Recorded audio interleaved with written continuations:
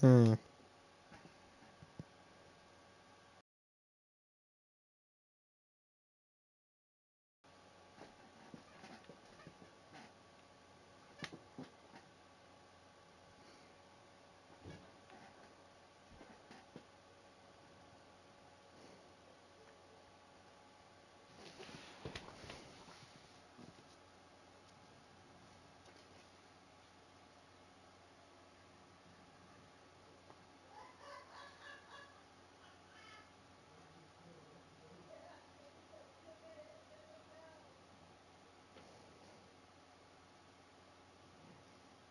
So I'm trying to find.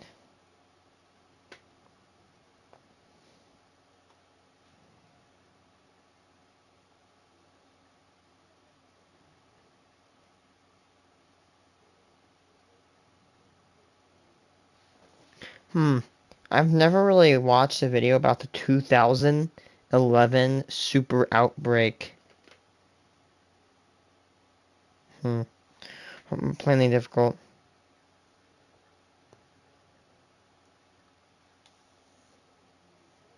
Sure. Stop it! You're really pissing me off. You know, if I had a rock right now, I would just throw it at you. Oh my god, I love this video. Jesus Christ. You know... Discover the Ozempic Zone. Oh my god. Taking Ozempic. Ask your healthcare provider about Ozempic.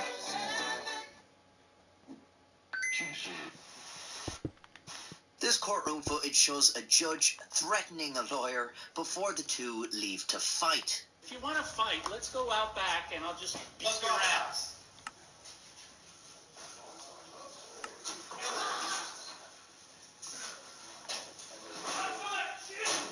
So how was this just allowed to happen?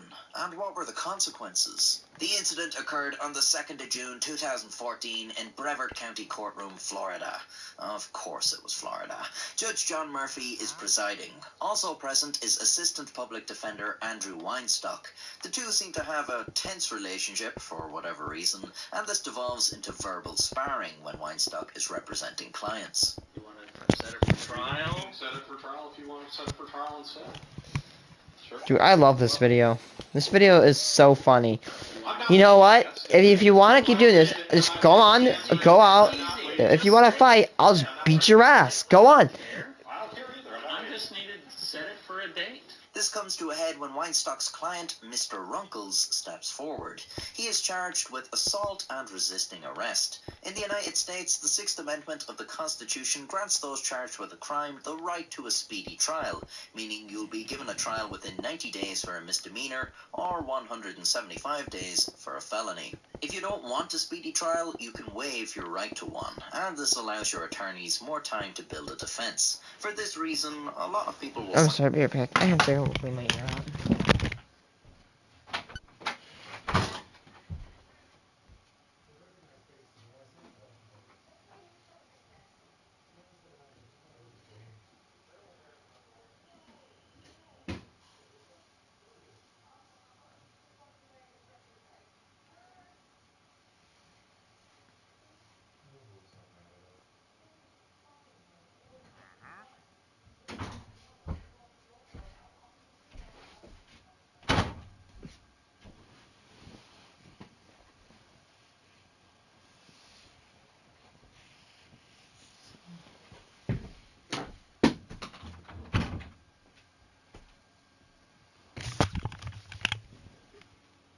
preferable to waive the right to speedy trial. A court may also find this preferable if they're badly congested during that time, although they cannot use this as a reason to extend the speedy trial period. Crowded schedule or no, they must honor the speedy trial period, outside of exceptional circumstances. In this case, Mr. Runkles prefers to get his trial over with as quickly as possible, so Weinstock refuses to waive his client's right to a speedy trial. Then this happens. All right, what do you want to do? What do you want to do?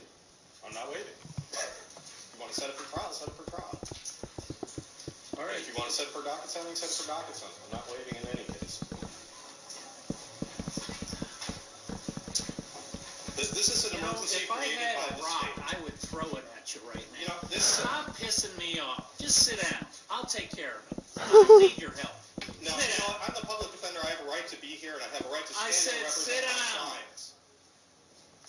If you want to fight, let's go out back and I'll just beat Let's go your out. ass. The two leave the courtroom and head out into the hallway.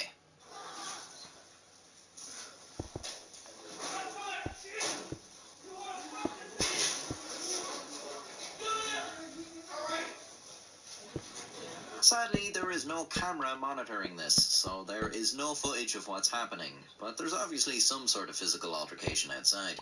The people still present are a mixture of amused and confused. Some are laughing. I have to commend their composure during this incident. Two officers of the court just left to have a fight. They're literally witnessing a complete breakdown of the law here. In my opinion, that's carte blanche to go fucking crazy. Get up and start throwing those chairs around, take your clothes off, start a fire. The second that judge said he'd whoop the lawyer's ass, a full-scale riot should have erupted in this room.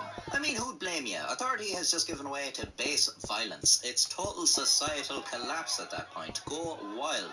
Mr. Runkles is the biggest goof of all here. He's charged with assault, and the judge goes to beat the shit out of his defense, and all he does is stand there. I wouldn't tolerate that. How are you going to watch the judge beat up your lawyer and still accept that it's you who's being charged with assault? Fuck that. At the very least, you might as well go out and defend the fella. Who knows, maybe that was the judge's plan all along. He was just showing the guy the error of his ways. Like, this is what would happen if everyone went around committing assault, and now you have no defense. This theory is given credence when deputies break up the fight and Judge Murphy comes back to the courtroom, but not Weinstock. Oh, I love how they just applaud him. I will catch my breath eventually. Man, I'm an old man.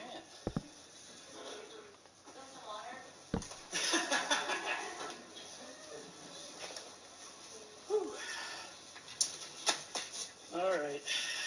And would you believe it, court just continues as if nothing happened. Yes, that's right, the judge continues prompting Mr. Runkles, even though his defense is no longer present. I mean, it's not a trial, but can you imagine if every judge could do that? Just beat up the lawyers when they're annoying you or getting in the way, and just continue without them. Despite what he's just witnessed, Mr. Runkles still opts for speedy trial.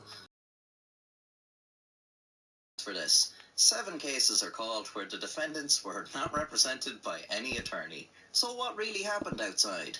Weinstock alleges he left the room with the understanding that they would be taking their argument out of the courtroom.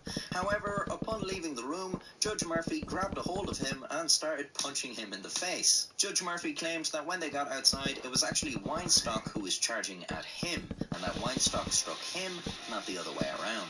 Now, I'm not going to say that he's a liar, but in my professional opinion, it seems likely that the fella who threatens to go outside and whoop some ass, the fella who can be heard screaming, "You want to fuck with me?" the fella who returned by himself with no sign of the other combatant, I'm going to say that was probably the guy throwing the punches. Just my professional opinion, but my profession is YouTube, so maybe that's not worth much. A disciplinary panel made Judge Murphy take a 4-week paid leave of absence, undergo anger management counselling, and issue an apology, after which he returned to the bench. The elected public defender, Weinstock's boss, welcomed Judge Murphy's return to the bench, angering Weinstock, who thought he shouldn't be allowed back at all. In response, Weinstock quit his job. He wasn't the only one unhappy, and the Florida Supreme Court sought Murphy's permanent suspension, noting that the incident had become a national spectacle and was an embarrassment to Florida's judicial system. Yeah, good one. Judge Murphy maintained he did not strike Weinstock, nor did he attempt to strike him, and the incident was the regrettable product of a particularly stressful time for Murphy, in which he was suffering from PTSD from his deployment in Afghanistan. Jesus, this story couldn't get any more American, could it? You don't get representation in court because the judge beat up your lawyer, and the judge beat up your lawyer because he was suffering the effects of fighting in a 20-year war the government was waging on the other side of the world. Well, at least the war was a success, right? Oh, dearie me. Judge John Murphy was permanently removed from the bench, meaning both men ended up losing a job from the incident. But that's what you should probably expect getting into a fight in a courtroom. No matter who wins, you're both going to lose. It's pretty funny that such a thing happened, but when you actually examine it, it's kind of sad. Like, it's symptomatic of a system that's fucked up on many levels and ultimately fails the average person. And this isn't just a filthy European throwing around his worthless opinions of America. I'm not trying to be smarmy or condescending. For once, the system often fails the people in every part of the world. This story just happens to take place in America. I know it wasn't you, the viewer, my friend, who made your system fucked up, just like it wasn't me who made our system fucked up. Well, most of it wasn't me. If you're interested in a system that never fails its people, consider subscribing to my channel, because I put out a new video every week. And that means I have a huge backlog you can binge on as well. I've also added some more custom emoji. Its people, consider subscribing to my channel, because I put out a new video every week. And that means I have a huge backlog you can binge on as well. I've also added some more custom emojis to the channel membership, so buy a membership if you want to use these emotes in the comments. It's the only true way for Kookser fans to communicate. Otherwise, I'd prefer if you just be quiet.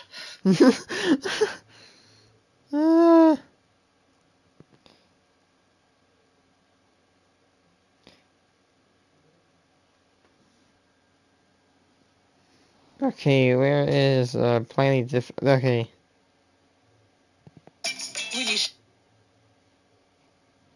Dude, plainly crap. What was that? Who was that? Who commented that?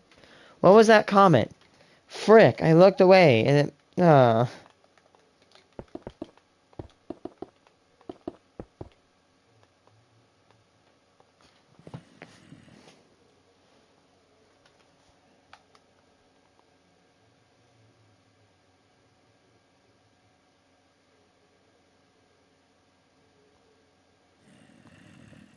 There's one video I wanted to watch yesterday. Oh, Phillips Petroleum explosion of 1989. God, nothing goes good when you have exploding petroleum plants. And only at Panera. $0 delivery fee for a limited time. Hey Law & Order fans, it's Mariska Hargitay. Some of you may know me as Captain Olivia Benson from Law & Order SVU. Please join us for our epic 3-hour Law & Order premiere event. For the first time from Oh, come on. Is that brief history? Oh, yep, I found it. Industrial catastrophes are not very frequent events, but are more common than many would like, and every decade has had a multitude of shocking disasters. The 1980s was no exception and definitely had more than its fair share, like, for example, the well-known ones in the form of Chernobyl, Hyper Alpha and Bhopal, to name a few. These are the ones that are so devastating that the ramifications of such events have travelled well beyond the borders of the country of origin. But what I personally find more worrying are the smaller localised events, the ones that are not often reported across the globe, getting forgotten to incorrect routine maintenance, on the face of it minor adjustments to procedures, or just a failure to check things properly. An explosion in a chemical facility can easily become part of the white noise background of the daily news cycle, and in some regards allows the event to be downplayed. A disaster would rack up a death toll of 23 employees, injuring 314, and the company in charge would get a modest $5 million fine, even though safety on the site was inadequately managed. As such, today's subject will get a rating of 7 on my plainly difficult disaster scale, and also a 7 on the historical legacy scale, as the event helped improve process safety. Welcome to a brief history of the 1989 Phillips Petroleum chemical plant explosion and fire in Pasadena, Texas.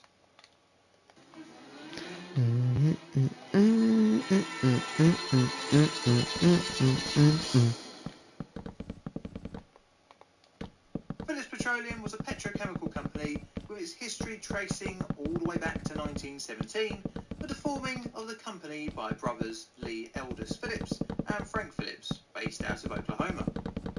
Quickly, the company worked in all parts of the oil industry, including fuel production, crude oil pipelines, refineries, and marketing of petroleum products. Like many companies during this period, the demand for fuel boosted the organisation's coffers. But the growth would really speed up during the big old dumpster fire that was the Second World War. By the late 1940s, the ever-growing Phillips Petroleum had become active in the chemicals business, creating Phillips Chemical Company, which set up and began operating a large plant on the Houston Ship Channel. In the 1950s, the plant began producing polyethylene plastic, trademarked as Marlex. This was used in blow-moulded and rotationally moulded components. This will be the facility that we will be focusing on today, and years after it began operation. By the 1980s, the site was being used to produce polyethylene, which is one of the most common plastics used in bags, food packaging, and pretty much anything you use day to day. Making this material can be a dangerous process as highly flammable gases are given off, which would be And a toxic. disaster. But first, let's look at the process used by Phillips Chemical. High-density polyethylene is manufactured at plants 4 and 5 at the Houston Chemical Complex at high temperatures and high pressures. The process uses a thing called a loop reactor, which is an arrangement of 30-inch diameter pipes mounted vertically in 150 feet tall continuous circular shaped structures. This heats and pressurizes the chemical mixture to 600 psi and to a temperature range of 82 to 110 degrees centigrade. Reaction is one of condensed polymerization of around 95% ethylene dissolved in isobutane. Hydrogen and hexene were also added to achieve targeted product quality specifications. As the reaction product gained mass in the loop reactor, it would eventually become heavy enough to drop out of the circulating reaction mixture. At the bottom of the loop reactor were setting legs, 6 in total and 8 feet long, but are used for collecting the polyethylene particles. Each leg had 2 valves, one at the top and one at the bottom. The upper consisted of an air-operated 8-inch ball.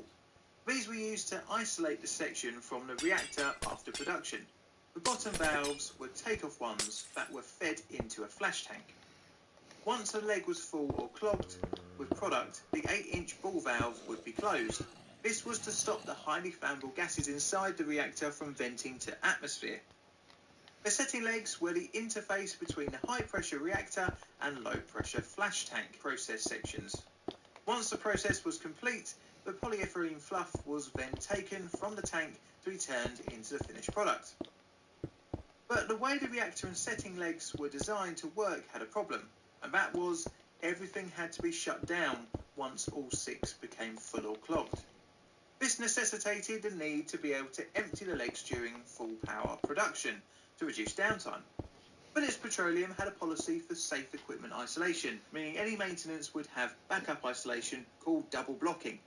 This can be done by a double valve setup. Obviously, this would only work if the area you want to isolate had 2 valves. If this wasn't possible, then a bolted flange setup could be used to have 2 sets of protection. This had, in the case of the loop reactor, a problem that installing the blind flange was time-consuming, making maintenance whilst the reactor was running pointless. So, as we see very often in these videos, a local solution was devised. This involved the 8-inch ball valve being closed to isolate the plug setting leg from the loop reactor.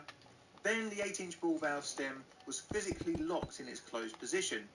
Finally, the inlet and outlet air hoses actuating the 8-inch ball valves from the remote valve switch control panel. This was double locked but definitely not double blocked, as any failure of the ball valve could mean the reactor was exposed. After this locking was complete, the setting leg could be emptied by removing the release valve and having a contractor reach their arm up into the leg to pull out the fluff. This leads us to the 22nd of October 1989. 3 of the 6 setting legs in reactor 6 in plant 5 were plugged.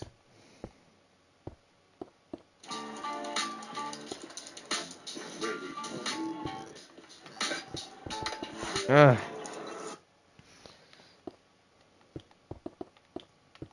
had been been done before during production, operations personnel isolated the setting legs according to the alternative isolation procedure, closing the 8-inch ball valve, locking them and disconnecting the air hoses. The first was disassembled and had its fluff removed and reconnected. Hold on.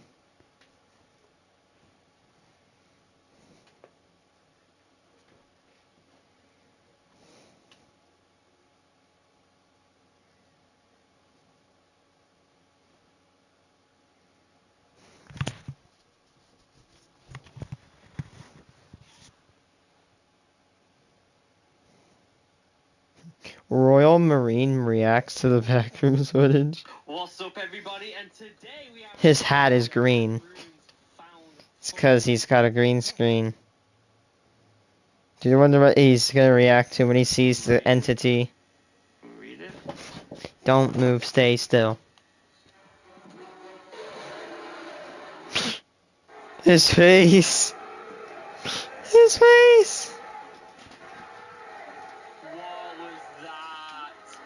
What is it?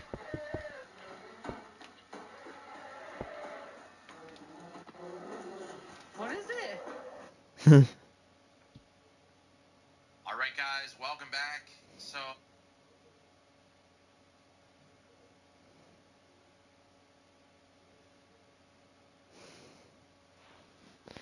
Let's see how he reacts.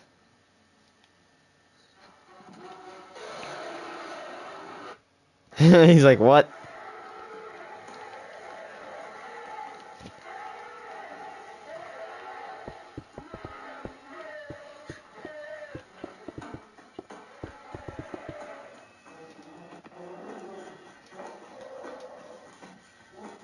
Dude, there's so many videos on this, on the backroom sound footage. And I don't think there's ever been a more relevant time in this channel's history to make a statement like that. But one of the things that has always scared me the most about this world is when it glitches.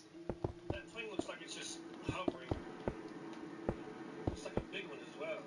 It's been a topic that I briefly mentioned on my channel before, that every so often something will happen that breaks the rules of reality. Planes hovering and doppelgangers are two examples of this, and surely most would be at least a little creeped out by experiencing these. But what happens when these glitches get more serious? What happens when you glitch out of reality completely? Well, if this happens to you, you may find yourself in a place where no man should ever go, a never-ending prison of rooms that exists outside our world that's now your new home. And if it sounds scary, maybe you'll take comfort in knowing that at least you won't be alone.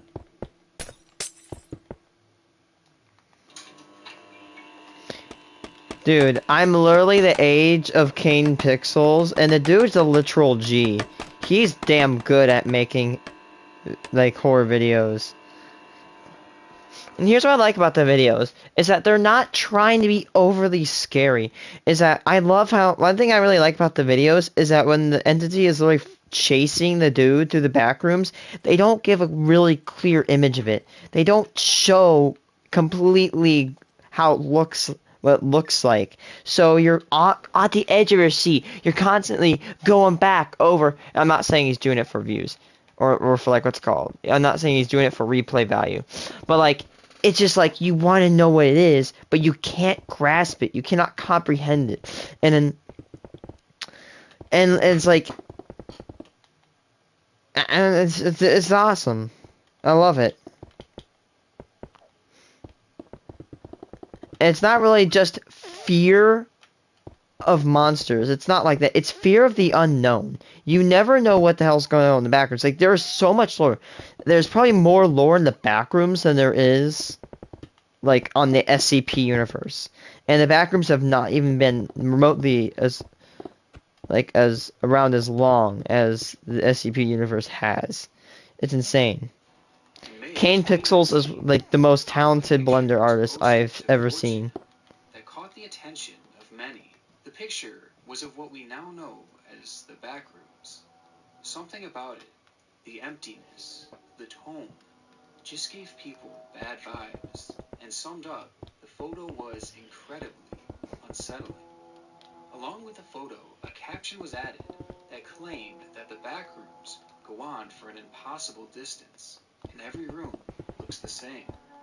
It is said that there are a few ways to wind up trapped in these back rooms. Some say that they can be accessed through your dreams, or even seen in visions. Because of this, many claim to recognize the picture, and even felt some sort of nostalgic fear when seeing it. But others claim that the only true way to get there is much more difficult, and it requires a tremendous amount of luck, or perhaps in this case, the exact opposite. It's theorized that every object we interact with in this world is clipped to our reality. So for example, when you bump into a wall, you collide with it, and you bounce off of it. But going back to glitches in our reality, it is said that, on occasion, objects within our world will no-clip. This is something that happens often in video games, where a part of the map becomes no-clipped, and you bump into it, you go right through it, and you sometimes end up falling right off the map. There, your player is stuck, still inside the game, but in an endless void beneath the map. In the real world, people believe that some objects can become no-clipped from reality. A wall will appear darker than the others around it, or you'll find a door that you're certain there should be nothing on the other side. If you have a keen eye, you can notice these things and avoid them at all costs. But not everyone is so lucky. For some, they unknowingly interact with these objects, likely thinking nothing of the implications that are soon to come. And much like a character in a video game, if you interact with a non-clipped object, you fall off the map. And one could imagine that it's incredibly confusing and terrifying to go from existing in one world to instantly being dropped into another, with nothing but millions of square miles of empty rooms on either side of you. But this is your reality now, and it's where your journey into the back rooms begins. I need where's my freaking... I need to get this thing again.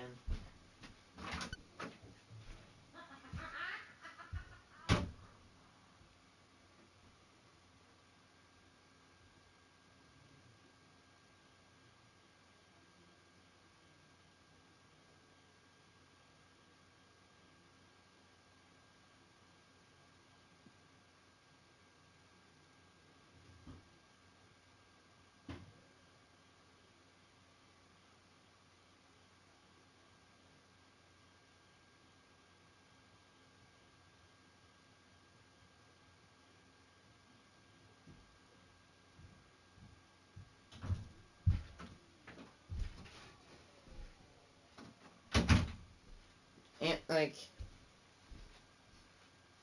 primarily horror has been kind of dulled down over the years. Because, like, literally, I saw the movie trailer for Insidious, and I'm like, and I just smiled and I laughed at it. I mean, I couldn't help it. But, like, I just love the Backrooms' lore and story, kind of. Like, what's it called? Some unknown. Like, I like the things that are just, there's no explanation. You're just given it. It's like given, like, a bunch of parts to a gun, and then, it's like you going into a room, and you get given the parts to, like, a game console or a gun, and they just close the door, and you're just left to it. Like, you don't, like, you may not know how to do it, but it's just there. Like, for example, why I'm saying this is because, like, there's barely any explanation, like, you don't know if it's, like, another dimension or anything. Like, it's just, like, you have so many questions, and them being unanswered is kind of like the thrill of what they are. Like, you don't know why there's entities here. You don't know why the backrooms were made. Like, how were they made? Were they made by alien or whatever? Like, you never know. Level 0 is a maze of monotone yellow rooms, each looking the same as the last, with only the slightest variations. The carpet that covers the level is moist and creates a persisting scent. In the beginning, the only sounds that can be heard is the consistent loud buzzing of the old fluorescent lights. As you walk through the rooms, you'll start to realize how big the area actually is. Every room just leads to another and another. You start to wonder, how big of an area could this actually be? Another thing that's scary about the back rooms is the lack of escape, Start to run, or what appears to be a lack of escape. this might get them out of this maze faster, but it's no use. And after running around for seemingly an eternity, you'll finally realize that you're likely going to be stuck in here for a while. What exactly this place is not known, and that's part of the mystery of it all. Exactly. It's just an infinite maze of these off-putting rooms, and traversing a place like this would likely cause anyone to slowly lose their minds. It's believed that not many will survive this first level, and that's for a few reasons. Either they lose the will to carry on, or they encounter something. While walking through these rooms, you might find yourself encountering humanoid creatures. After walking for hours and maybe even days, just imagine the horror of turning the corner and seeing something standing there. Something that isn't human. These creatures are known as hounds, and they look like disfigured humans who walk on all fours. They make a low rumbling noise, which will serve as one of the only indications that you're near them before it's too late. On this level, these creatures are supposedly incredibly dangerous. If you happen to notice one, slowly back away in the opposite direction. And whatever you do, don't look at it. If you're lucky enough to survive your encounters with these creatures and the never-ending maze, then you may have a chance at escaping this level. Every so often, as you walk through these identical rooms, you'll find a wall that is slightly darker than the others. This is an indication that this too has been no-clipped, and it's possible that running into this wall will take you back to the world you knew before, and there you'll be able to continue living your normal life. But doing so comes with a to where walking through that No kidding, you either go further into the back rooms or you go home. in the back rooms runs the risk of taking you further down to a spot that no one has ever seen before, where the beings are much, much more hostile. Also, interacting with a wall like this could take you back to the start of level 0, where you'll have to start your journey all over again, which means another cycle of repetitive torture. For that reason, this is obviously a gamble, and one that many would choose not to take.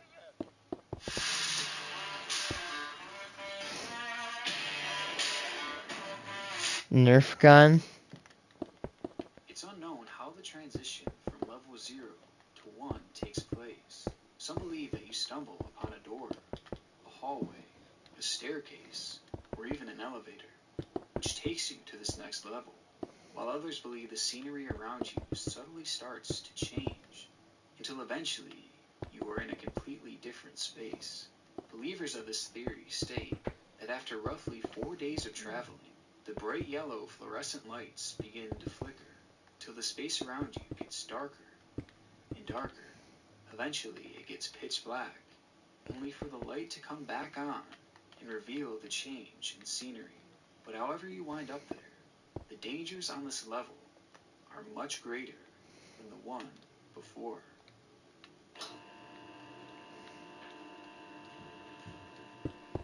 After days of walking in a Isn't that one the industrial shit? you might actually welcome level 1, because at least it's something different. No longer is there a yellow wallpaper, but instead the walls are made of concrete.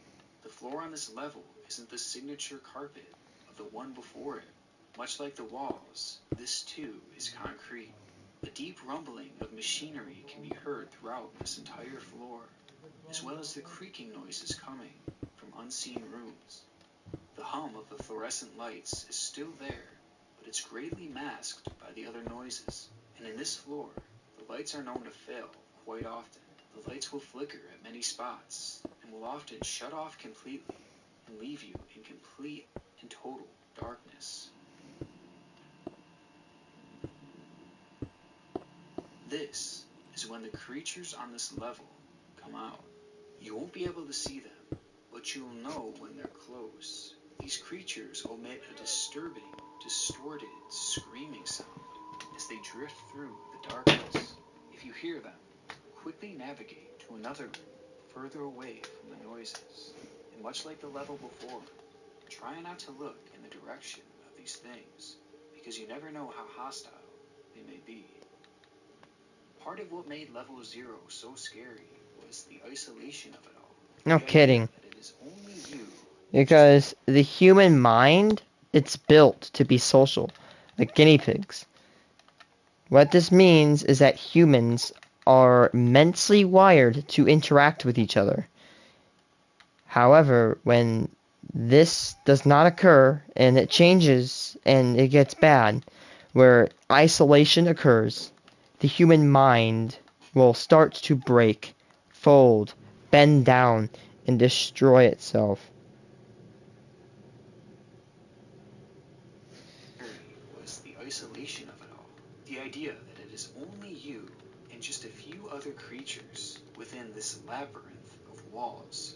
And in many ways, the same fear is prevalent in level 1, except it's amplified by random bouts of darkness and a greater number of hostile beings. And things only get amplified more as we head to level 2, the final level we'll be discussing today.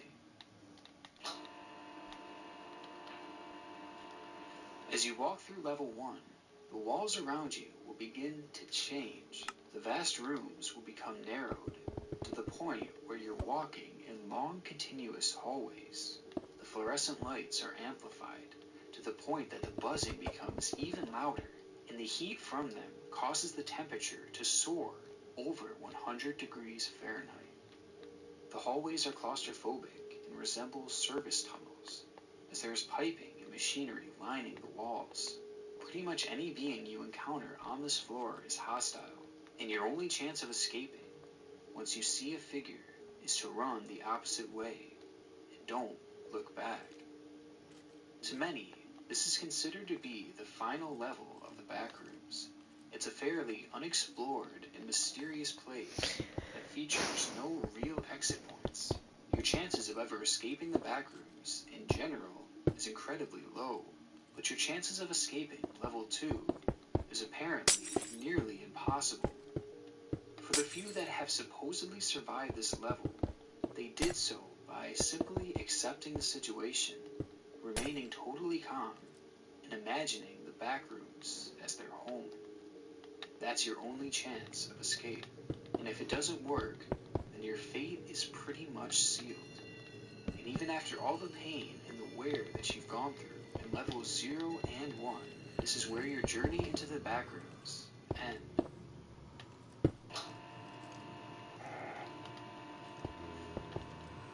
The backrooms are something that genuinely creep me out, and that's something that isn't always easy to do. The psychological horrors of traversing such a vast and terrifying landscape out of the reach of reality is a horrifying thought. But is there actually any truth to this? Are the backrooms actually real? Well, it appears that this is all just another creepypasta. Same, I think it is. Theoretically, could they exist? Yes, because of the universe and multiverse and dimensions. There's dimensions that are this time, but it's a second from now, or a second before, or hours, years, trillions, quintillions, times quintillions of dimensions where every time a choice is made, even not to sound nerdy, every time you do a choice, you are splitting your universe. For example, if I say hello instead of hi, I just split the dimension into two fragments. Those two fragments, or one fragment is when I said hello, and the other one is when I said hi.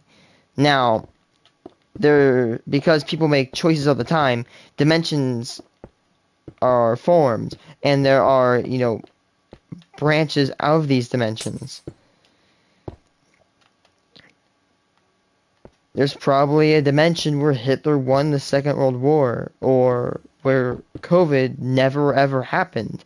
You never know. We just can't reach this or prove them yet. It's all theory, so what I'm saying needs to be taken with a grain of salt because these are theoretical physics. We do not know if any other dimensions exist. However, we can only speculate.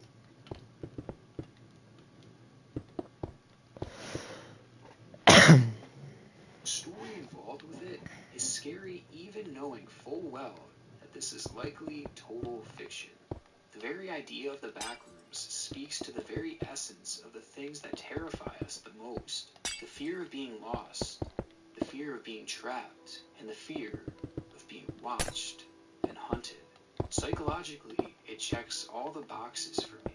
But it's also worth noting that there are still those who have claimed to have actually been there. They see it in their dreams and stay trapped there till they wake up. And they swear up and down that this place truly is real. Now, a nightmare like that is extremely possible to have, so perhaps this place does exist somewhere within our dreams. I mean, when I saw this picture, it was so recognizable to me, despite the fact that I've never heard the story before. It's really something that I can't explain. Just something about this picture feels so nostalgic to me. So who knows, maybe I've been there in my dreams before too. But real or fake, out of all the horrors out there are few fates worse than finding yourself in the back rooms.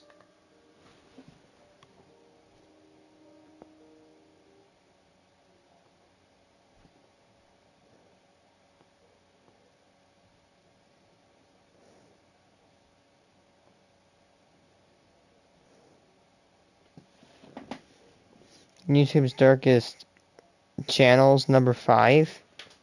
Oh yes, I remember when I watched this.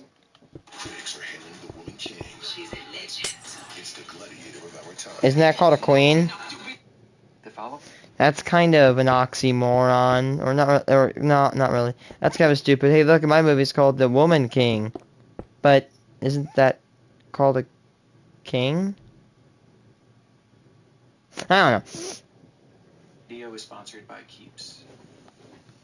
High in the sky, where the sun shines all day, every day. I heard about 15 to 20 YouTube.com, and that's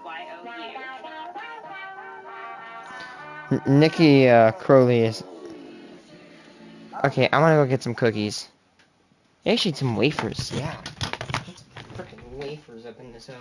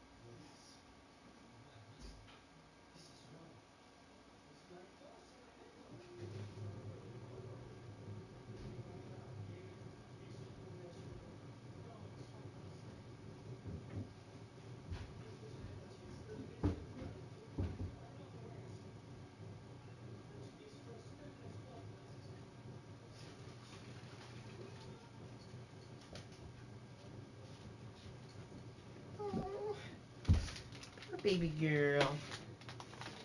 You scared it.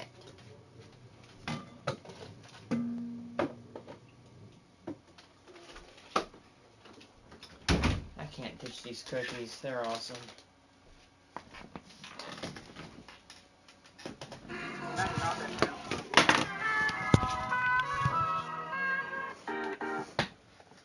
And now, our feature presentation.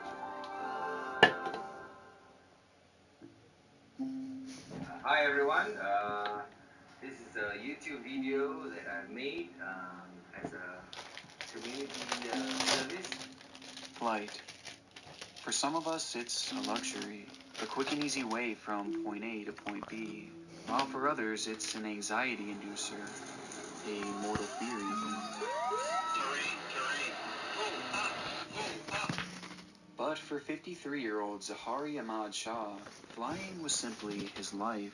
His passion started at the age of just 20, when Zahari would begin studying and training to become a pilot, until eventually becoming a full-time captain years down the line. He went on to log over 18,000 hours of flight time, without receiving so much as a single blemish on his record. As a pilot, his skills and work ethic were impeccable, earning him great respect among his peers. While outside of work, he was really just a normal guy. He had a flourishing family with a wife and 3 children, as he spent most of his free time either with them, or fishing, cooking, and perusing social media, with one of his favorite sites being YouTube. Not only was Zahari an active user, but he would also post an occasional video or two of himself, of which very little ever stood out. This is how it looks like. As at the time, his channel seemed destined for obscurity. However, it wouldn't turn out this way, as in the end, it would take just a single day for his channel to become one of YouTube's darkest. Ladies and gentlemen, for your safety, please observe the presentation of safety procedures on the screen up front. April 27th, 2010, Zahari's channel is launched, at first being primarily used to listen to music, as well as watching the latest viral video that the site had to offer. And it wasn't until the start of 2013 that he would begin uploading videos of his own. And when I previously mentioned that very little stood out in these videos, that may have actually been an understatement, since they all came across as almost painfully normal.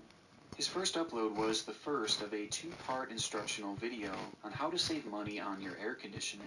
And in it, we see his wife occasionally jump in to help Zahari as he shares his tips on reducing the cost of electricity bills. Now you need to push the blue line of the air.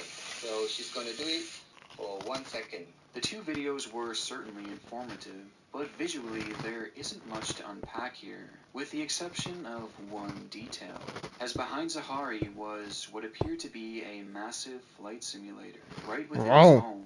Fix the leakage or fix any problem that is in the system. It was a device that Zahari had put together himself, and used both for fun and to hone his skills. And Jesus Christ, that's a big TV set. This wasn't all that surprising, as he not only took his job very seriously, but he also just genuinely loved to fly. From there, Zahari would go on to publish 5 other videos following this same formula.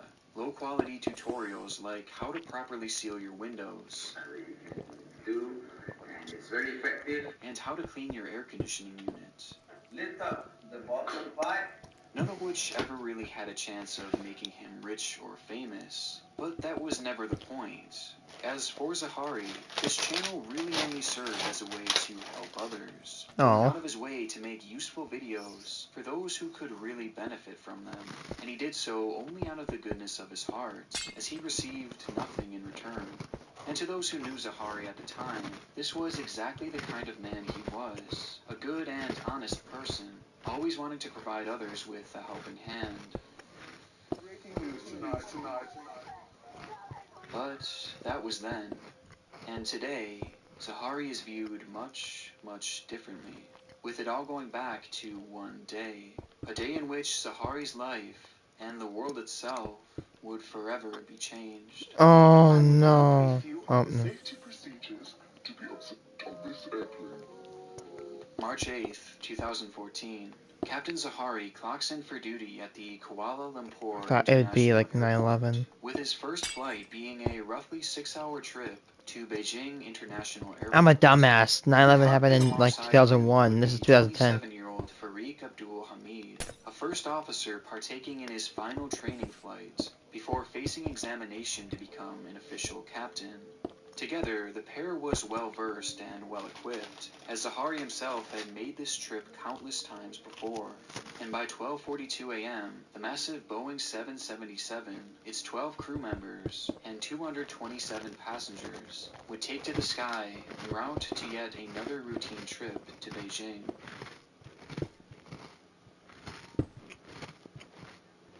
Little did the passengers know at the time, but from the moment that flight left the ground, their fate was forever sealed, as they now had a front row seat to one of the most shocking aviation events in human history. Breaking news tonight, a Malaysia Airlines flight with 239 people on board, including 4 Americans, has gone missing. At this hour, a desperate search is underway for MH Flight 370. That day, Malaysia Flight 370 would lose radar signal not even an hour into its course, and essentially vanish into thin air, with its final destination still being unknown to this day. And right at the very center of this mysterious event was its captain, Zahari Shah. What exactly happened on that fateful flight is and will likely always remain a mystery, but in recent years there has been at least a vague outline of events constructed that seem to point to one disturbing conclusion. At approximately 1:19 a.m., Captain Zahari would make contact with air traffic controllers as his plane was leaving Malaysian airspace and heading into Vietnamese airspace. Malaysian 370, contact HMN 120.9, that's right. Malaysian 370. Though from there, Zahari would never contact the team in Vietnam, and instead, the transponder within the plane that essentially acts as a tracking device for officials on the ground would be manually turned off just 2 minutes after Zahari's final message. With this, the plane had essentially become invisible to the world below, with the exception of a far less reliable tracker built within the plane that couldn't be manually shut down.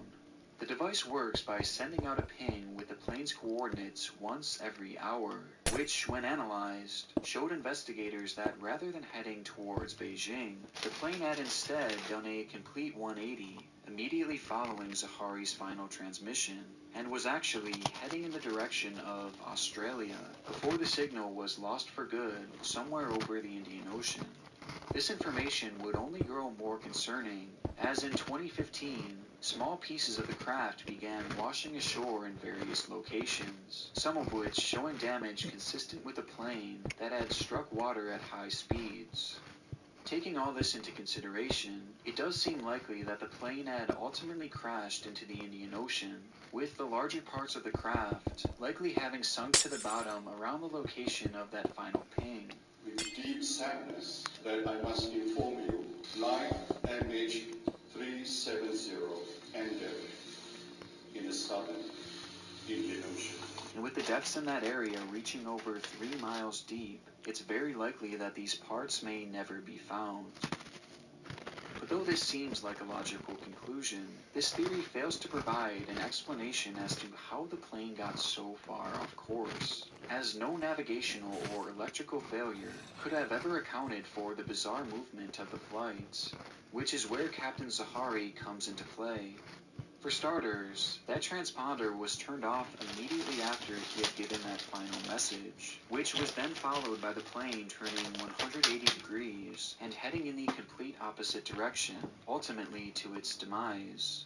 Both of these actions are extremely noteworthy, as they were not only undoubtedly deliberate, but they also could have only been done from inside the cockpit, a place in which only Zahari and Farik had access to, immediately making the 2 pilots the primary suspects, with Zahari quickly emerging as suspect number 1.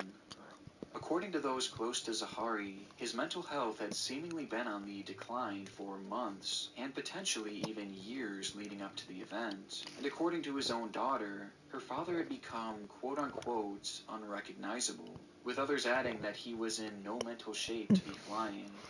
Along with this, Zahari had seemingly been having struggles with his marriage, as he had been caught on numerous occasions flirting with other women over social media, causing a rift that you would never sense by watching his videos. And Nur Hayati here, my Albert? And on the subject of these videos, one of the most damning pieces of evidence used against Zahari had actually made an appearance in his very first upload. Upon investigators searching Zahari's home for clues, they would analyze the flight simulator seen in the background of this video, where they discovered a disturbing clue.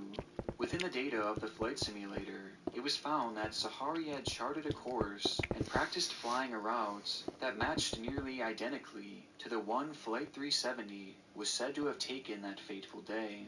And given just how obscure that route was, investigators believe that this couldn't have been a coincidence. As to make matters even stranger, Zahari had actually tried to scrub the data from the device just 1 month before that fateful flight. Some data has been deleted from the simulator, and forensic work to retrieve this data is ongoing.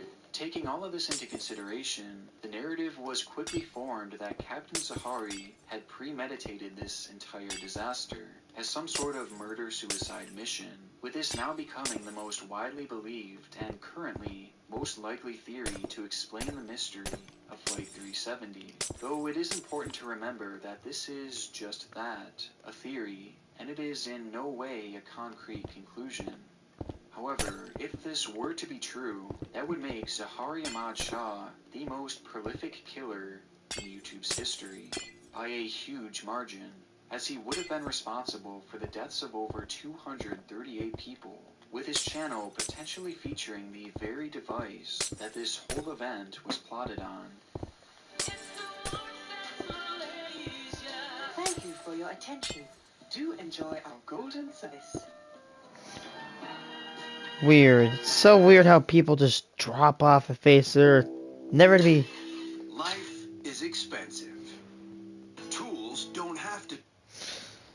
Damn right. You want to hear something truly horrifying? 2 out of 3 men will experience some form of hair loss by the age of just 35. But thank to your... All about America. America is a pretty amazing place.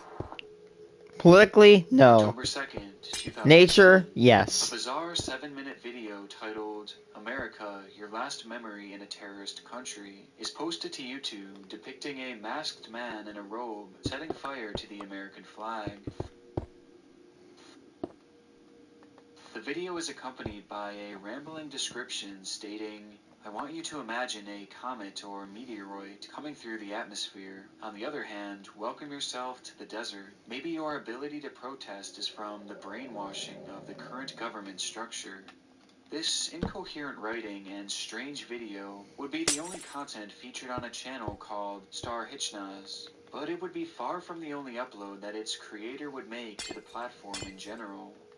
The man's real name is Jared Lautner, and over the course of 2010, he would use YouTube as a way of critiquing society in the United States, with most, if not all of his videos coming across as extremely disjointed and showing clear indications that Jared himself was completely delusional. However, he wasn't always this way, as growing up, he lived a fairly normal life in Tucson, Arizona, becoming a decent student and even a talented musician. And it wasn't until high school that things would really take a turn for the worst, when his then girlfriend, a young lady named Kelsey Hawkins, would unexpectedly end their relationship. Something that Jared would deep depression before eventually turning to drugs and alcohol to cope. With this, his once kind and caring personality would become bitter and defiant as he began lashing out against his teachers and bosses, something that first led to Jared losing his job at Quiznos and his position at a local animal shelter. With this trend continuing on into 2006, when Jared would leave high school and never return, instead becoming a social recluse within his parents' home. There, Jared's only interaction with the outside world would come in the form of conspiracy forums and blogs, as Jared not only became more and more detached from the world around him, but he also became more and more angry at it as well, with a specific hatred developing for the government. an idea that was only amplified on the date of August 25th, 2007. And today, a chance to bring those kinds of concerns straight to Representative Gabrielle Giffords as she brought Congress to the corner of Grant and Craycroft. That day, Jared would attend an event in the Tucson area held by the then Arizona Senator Gabrielle Giffords, where local citizens could ask questions or raise concerns directly to the senator herself. And on that day, Jared would be given a chance to speak briefly with her, which he'd take advantage of by asking the question, "What is government if words have no meaning?" It's unknown exactly how Senator Giffords responded to this, but according to Jared, he felt as though she had brushed aside his question and essentially ignored it altogether by moving right on to the next person, clearly not taking Jared seriously, which was said to have infuriated him, as his hatred for the government that had been brewing for some time had become even more justified in his mind. And things were about to get much worse. Oh, As after no. the event, Jared would receive a letter from Senator Giffords' team thanking him for attending the function, only to have his last name misspelled on the document. For Jared, the whole ordeal with this senator was too much for him to bear, as he believed that the government was run by incompetent and illiterate people who were nowhere near his intelligence level, with the misspelled name becoming a fixation of his, as he slowly began to believe that he was the only literate person left throughout the working flag. Features a pretty self-explanatory message on how he felt about America as a whole, but this clip was far from his most scathing upload, with that having come just a few weeks prior. "I'm in a terrible place. This is my genocide school." At the time, Jared had been attending Pima Community College, a school featuring a program designed to help high school dropouts get their lives back on track, and eventually actually obtain a college degree, which in theory sounded like a great thing for Jared, though in reality, its results only proved to sink him further. During his time at Pima, police would be called to his classes on 5 separate occasions, when Jared would protest, argue with, and defy his teachers, as he had major problems with any and all authority figures in his life. After all, he believed that he was by far the most intelligent person on the planet, and feeling wronged and frustrated with his schooling, his feelings would all spill out in one video, posted to a now deleted channel, showing Jared behind the camera touring his campus. "This is Pima Community College. The students are so illiterate that it affects their daily lives. They're controlling the grammar. They control the grammar. How's it going? Thanks for the beat. I'm pissed off. I lost my freedom of speech to that guy. All the teachers that you have are being paid illegally and have a legal authority over the Constitution of the United States under the First Amendment." It's not hard to understand the concern behind this video, as Jared was clearly mentally ill at the time. If the student is unable to locate the external universe, then the student is unable to locate the internal universe. Where is all my subjects? I could say something sound right now, but I don't feel like it.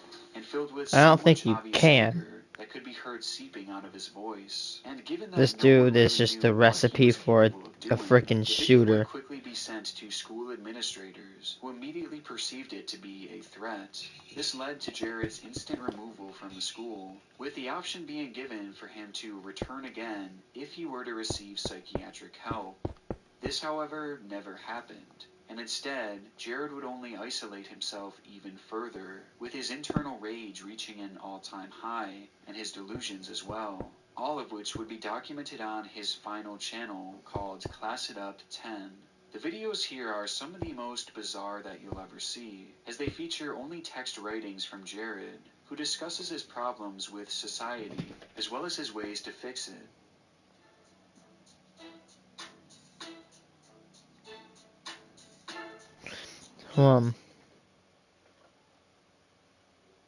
God damn it, it's doing that thing again! If he were to receive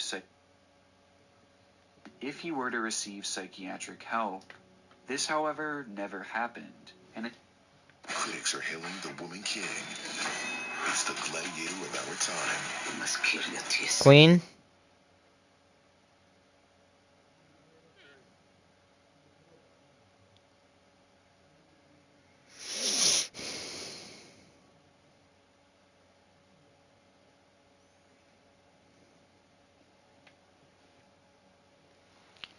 If he were to receive a new alphabet, and even a new number, which he believed would reject the government's authority and give him some control of the currency, the numbers, and the language of the controller. My ambitious words written to the class, which he believed. In his first upload, he tells his audience that he was... I'm thinking of creating one new symbol and number, then I'm thinking of adding one new symbol and number to the current alphabet and number system. I'm thinking of creating one new... Thus, I'm making an... Holy shit! That's like saying, I'm thinking about making it. I'm gonna add it. Dude, this guy's gonna bitch at everybody that everybody else is illiterate when this guy is writing like a damn fool. Oh my god, this guy writes like shit. Makes me look good. And I'm ass. And his postings wouldn't stop there. He wrote about how he believed he could control every belief and every religion by being a quote-unquote mind controller, of which he offered no other context for. By this point, his words were almost impossible to fully understand. No kidding. Leading to his final video, in which he stated, "My ambition is for informing illiterate dreamers about a new currency. In a few days, you'll know I'm concise dreaming. Thank you." I mean, we got So the NFTs, final so... words written to the Class It Up 10 YouTube channel, and the final trace of Jared left behind on YouTube, as in his mind, he was now in control of society, and all that was left to do was show the world. In a democracy, people have the power. And in America, that means you. In the early morning hours of January 8th, 2011, Jared checked into a motel room where he would post a photo to his MySpace page of a gun on top of a US textbook, along with a series of other lewd photographs of him in women's underwear, featuring the message, "Dear friends, please don't be mad at me. The literacy rate is below 5%. I haven't talked to one person who is literate." After this, Jared would go on to attend another political event happening within the parking lot of a nearby Safeway store, with this event being that same one that he had went to years before, with it being hosted by none other than Senator Gabby Giffords, the villain in his story, and soon to be the main target of his rage. I know where this is going, and it's not gonna go good, isn't it? It happened in just 15 seconds. As the senator was meeting citizens one by one, Jared would promptly cut the line, pull out his pistol, and open fire at point-blank range. And then his first shot would strike Gabby Giffords. I think I've heard this. The dude just went up and pulled a gun out and just popped her. Directly in the forehead, before he turned the gun on the crowd of innocent bystanders and fired at random. In total, 13 people would be struck before Jared was tackled to the ground and restrained. And of those victims, tragically, 6 would lose their lives, quite literally in the matter of a few seconds. A short yet devastating rampage. But shockingly, Gabby Giffords would not be one of these 6 victims to lose their lives, as despite being shot directly through the head, she would eventually go on to survive the ordeal and has since gone on to make an incredible recovery. Jared's multiple channels remain live and now sit dormant, in a state that will likely never be changed, as he is destined to live out the remainder of his life in prison, with those final videos serving as a brief glimpse into the mind, in a state that will likely never be That changed, is creepy as he is destined fuck. to live out the remainder I'm sorry of for his the life F word. in prison, with those final videos. Oh my god, that... I'm actually not joking here. This is the creepiest mugshot I think I've ever gotten. You can see it. This dude is creepy as shit. Man, if I were trapped in a room with that guy, I don't care what he's done. I don't care if he's already donated to charity. I would stay as far away as him as I could. That dude is creepy as shit. disturbed killers in the United States' recent history. A troubled man who, much like our next YouTuber, had their final thoughts and final delusions captured right here on YouTube. Only in the case of the Indigo Mystic, her disturbing conclusion would play out right on her channel for the whole world to see.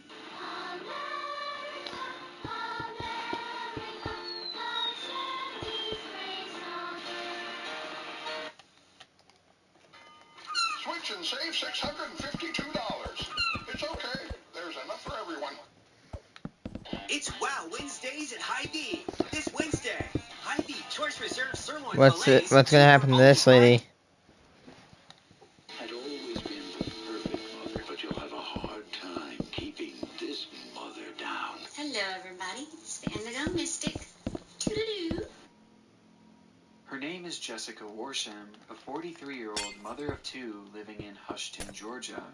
From an early age, Jessica viewed herself as different from most others in the world, believing that she possessed psychic abilities that not many could comprehend, which was ultimately the inspiration behind her YouTube channel, The Indigo Mystic, a page that aimed to open a dialogue with others like her.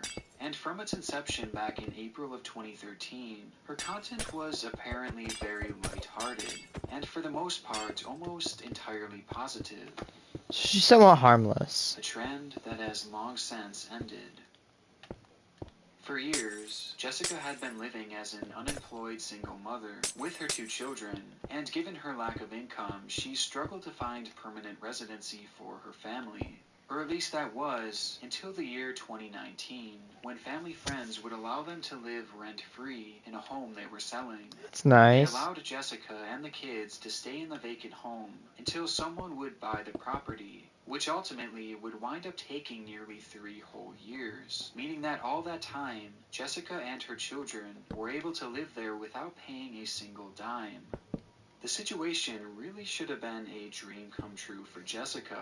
Yet, when those 3 years were up, her reaction was far from grateful, as she immediately fought the decision to remove her from the home and refused to leave the premises, eventually going so far as to take these generous friends all the way to court, where unsurprisingly she would lose the case and subsequently be forced to leave the home. Okay, that was This deserved. situation was said to be the ultimate tipping point for Jessica's mental health. What a she dick. believed that this was all an elaborate plot against Dude, her. I don't care if you let it, like, you let me stay at your house rent free, bitch. Homie, I'm mowing the lawn.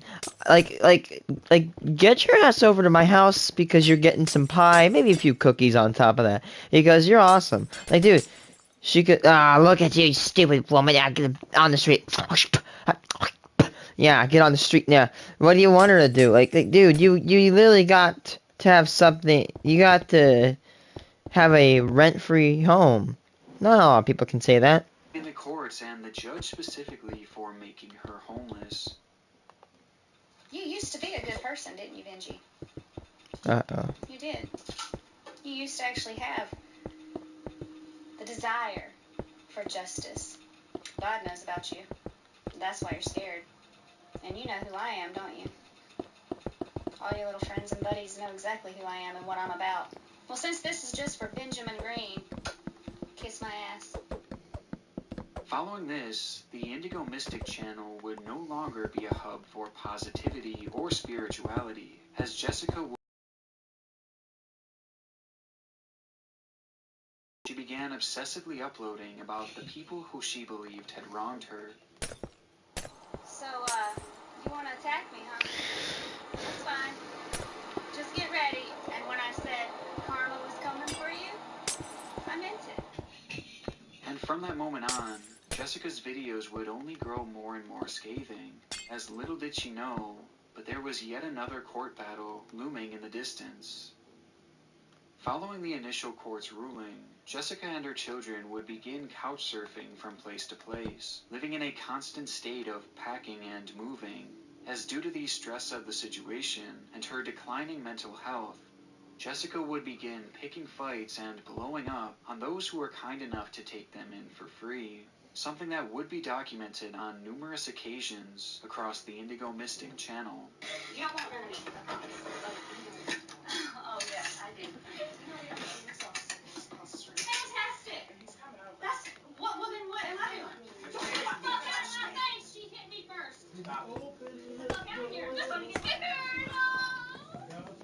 of these combative instances, what stood out the most was just how involved the children were, as at that time she had trained them to record all of her arguments so that she could then upload them to YouTube and act as if she were the victim. But in reality, I hate it's not these hard to see that assholes. the real victims I'm were so the sick and children tired of people that upload their own video to the internet and then they claim they're the victim. This literally just goes to show you that not everyone filming is the good guy in this scenario. These people are narcissistic brain worms that literally leech off of people's, like, empathy. It sucks to see people like this. Screw people like them.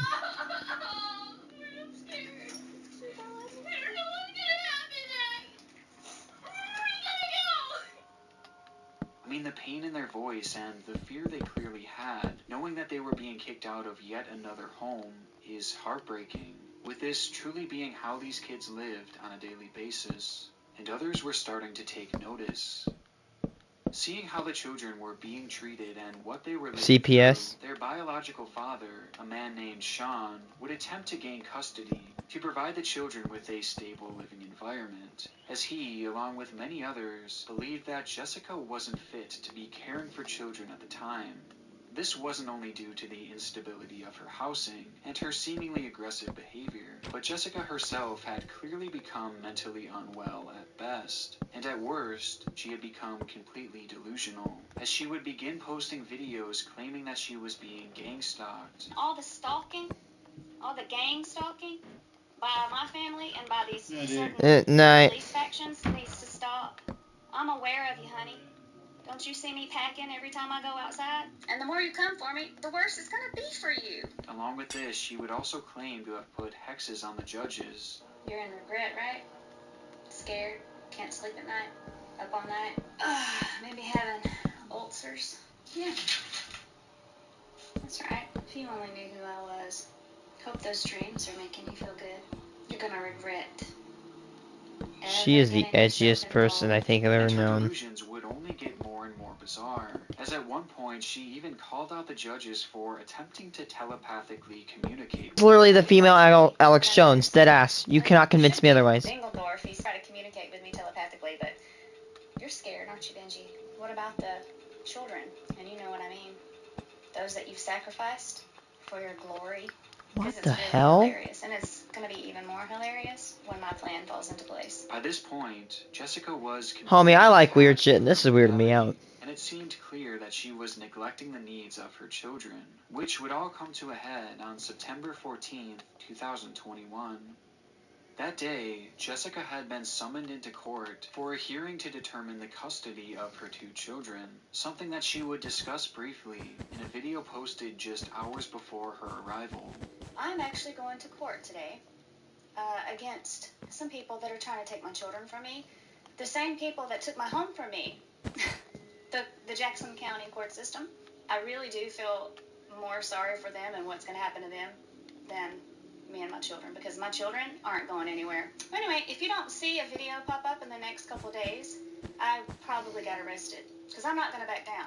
And upon arriving at court that day, Jessica would have her children film yet another one of her arguments, as she would refuse to enter the courtroom. My name is the Indigo Mystic. I'm sorry, Jessica Worsham. You guys have already taken our home from us, and you denied us help when we were being attacked several times. They refused to go inside. So if you could just relay that information for me, I would greatly appreciate it. Evasion of court.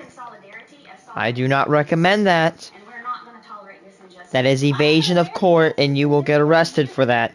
It will only dig your hole deeper. And ladies, not here. I'm not going to have my children taken from me. The situation ultimately only proved to the judge just how bad things were in Jessica's mind, as the hearing would ultimately take place without her present, thus resulting in Jessica losing custody of her children. Yay, let's go. As it was explained that once Jessica had found permanent residency and got help for her mental health issues, and she would be allowed to have her children back, and that this was only being done to keep the children safe.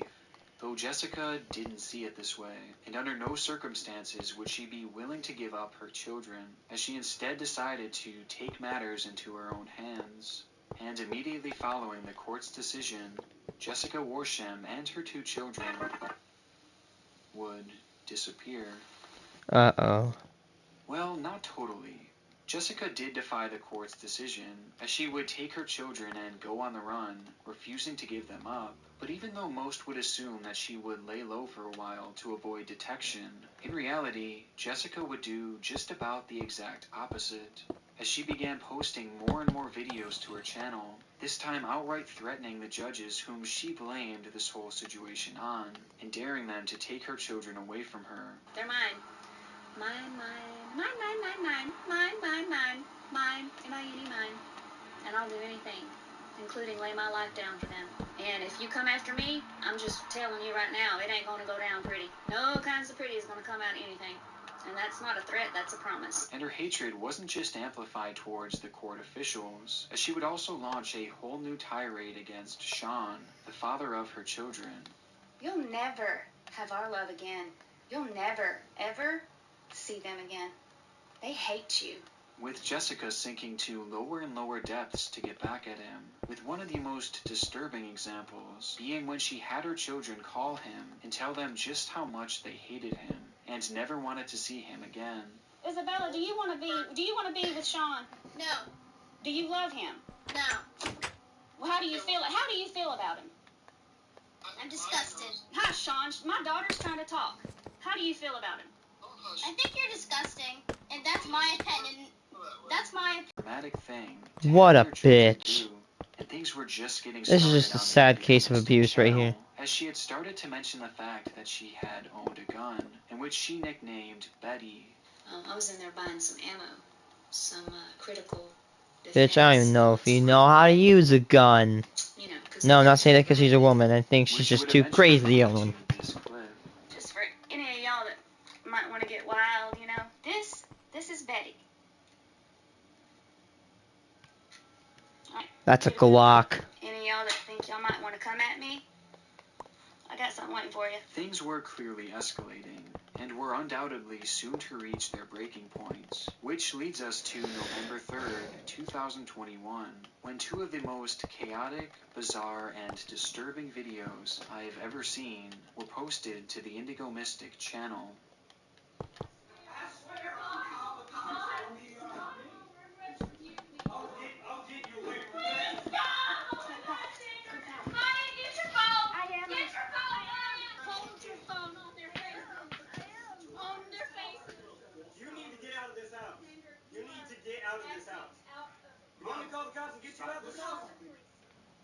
At this time, Jessica had yet again been living with another family, and that night, two members of that family had gotten into a verbal and physical dispute, leading to an older gentleman being pushed on the ground.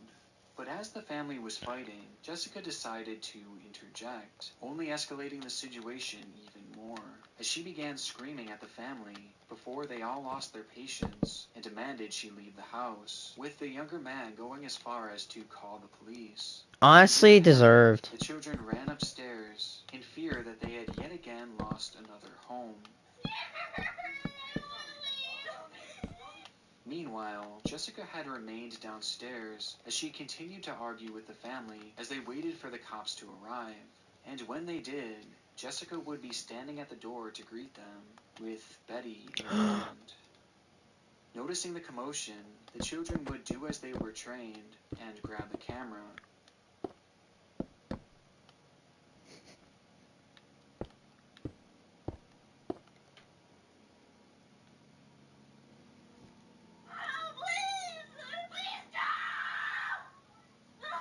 Oh no. Oh shit! The children record just out of view as Jessica suddenly begins firing, leading to an all-out shootout with over a dozen shots ringing out, each of which being painfully captured as her children record helplessly, with the remainder of the video showing their reaction, which is just too upsetting. Shittiest mom ever. When it was all said and done, Jessica had fatally wounded 49-year-old Deputy Lena Marshall, a mother of three who tragically passed on the 18th anniversary of the death of her own son, while on the other side, Jessica Warsham laid dead in the doorway. Since the fatal incident, the Indigo Mystic channel still remains live, though as a shell of itself, as all of its uploads have now been wiped from the site, almost as if nothing ever happened. When in reality, this channel had perhaps one of the most disturbing life cycles ever seen on YouTube, with its final video being one of the darkest to ever be uploaded, as right after the shooting, and before they even knew the fate of their mother, the children would post the video with the misspelled title reading, "My mom is dead, I think," before days later, the whole channel would be wiped.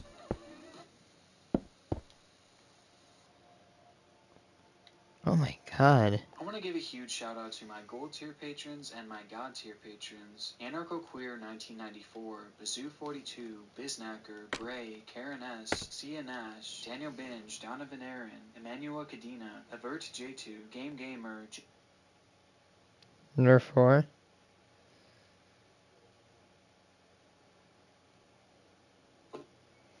Distributing channels number 4. January 3rd, 2021. Installment number 3 of YouTube's Darkest Channels is released. I legit scared. Oh, that The kid. episode showcased multiple disturbing accounts, with one in particular being The dude that's... Smoke Me, an account run by Dude, that guy... along with his fans. I've seen that channel. You can casually see his health just rot and decay as he looks human, and he just starts slowly fading away as he's taken by smoke. This smoking fetish community, discovering a countless number of these channels participating in it, with one of which being run by a 19-year-old high school student named Dylan Pontney, by far the youngest person I had ever seen taking part in this. I would only watch one of his videos in passing, using that along with many others as evidence that this trend did in fact exist. However, at the time, I could have never known how twisted that obscure channel truly was, and how much darker it would get, as just a few months later, Dylan's life would take a disturbing 19 years old. would forever immortalize his channel as one of YouTube's darkest. Before we get too far into this, I want to thank today's sponsor, practically risk-free.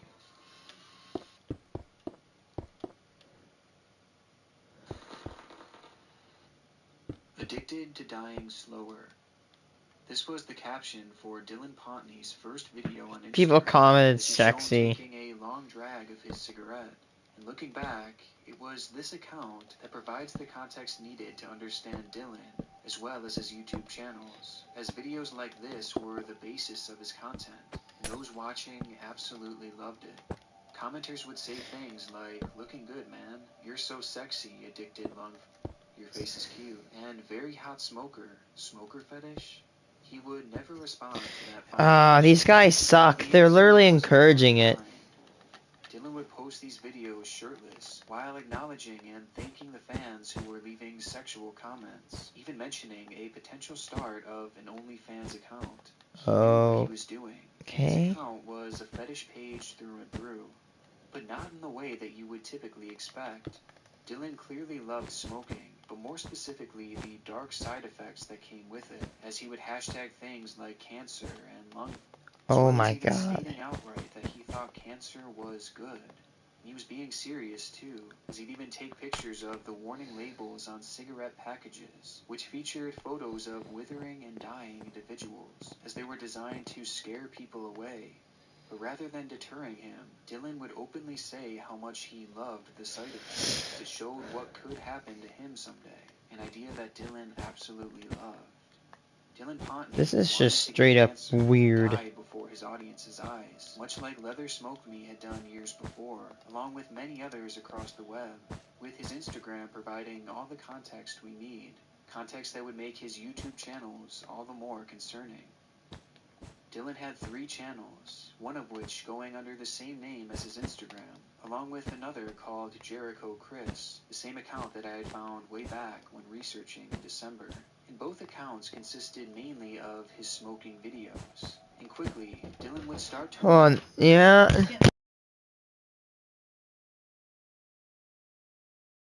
A few hundred views per video, as viewers were watching eagerly to see the young man begin to wither. It's a concept that's dark enough, especially considering his age. But as mentioned, Dylan had 3 total channels, with his third proving to be the darkest. The channel would go by the name of Juniper Crossing, and again feature more smoking clips. Only, unlike his other pages, these clips didn't make up the majority of his content. In fact, the channel itself was dedicated to a whole other rabbit hole here on YouTube. And it's one that we've been down before. See what I'm talking about? That is true power and true free will. Basically, we're all trapped on an iron grid. Our cells are literally keeping us trapped on planet Earth. You need to get to the center of the planet Earth before you're dead, or you will expire of your own stupidity. Blood Over Intent, Proof of Life, Quasi-Luminous. This was the title of Dylan's second upload to the Juniper Crossing channel that would go live back in December of 2021, clearly in reference to what has now become one of the largest and most intriguing rabbit holes on all of YouTube. We explored the mystery way back in the day, the Cult of Saturn. It's a group that believes an apocalyptic event is imminent, and the only way to survive is to put your name in Satan's Book of Life, a book reserved for the first 144,000 people who partake in a ritual known as Blood Over Intent. For the ritual, you write your intentions down on a sheet of paper and then spill your blood over it, which supposedly manifests your intentions, as well as puts your name in the Book of Life, essentially securing your salvation. But in order for it to fully work, you must record the ritual and post it here on YouTube. It's one of the first big rabbit holes that we explored on the channel, and it was uncovered that the man behind the whole movement is named Mark Braun, or as he goes by on YouTube, Quasi-Luminous, which Dylan references in the title of his video.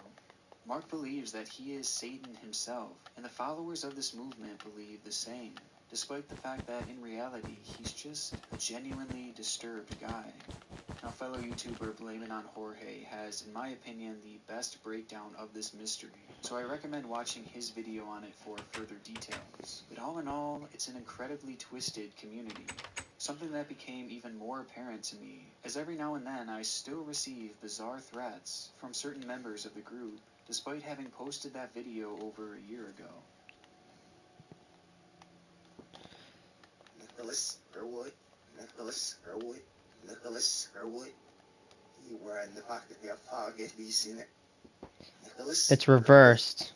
You were in the pocket of your pocket. How's this video? Nicholas Herwood. But out of all the videos that I've seen associated with this group, Dylan's This is some straight up weird shit. Most people who take part in this will simply prick their finger with a pushpin in order to spill their blood. But Dylan's approach is a little different and much more violent. Rather than gently jabbing himself with a pushpin, Dylan instead slams it into his finger over and over again, in most cases pushing the pin clear through his thumb, in one side and out the other. Oh my God, Jesus. Let me show you an example of this. You can understand the force he's using just by listening.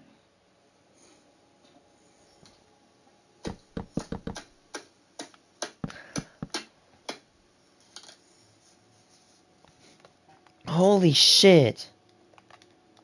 There's a real darkness to this Juniper Crossing channel, as it's essentially the combination of 2 YouTube mysteries we've covered in the past, both of which being incredibly concerning in their own right. And this is a channel run by a kid who wants to get cancer and die, while at the same time immersing himself into one of YouTube's darkest cults.